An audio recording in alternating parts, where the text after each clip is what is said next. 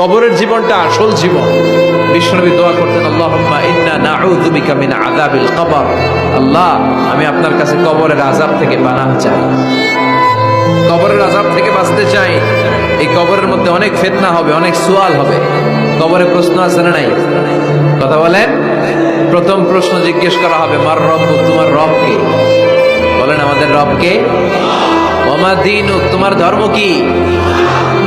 বিশ্বনবীর চেহারা দেখিয়ে বলা হবে, তাআরিফু মান হাযা রাজুল, এই লোকটারে চিনো?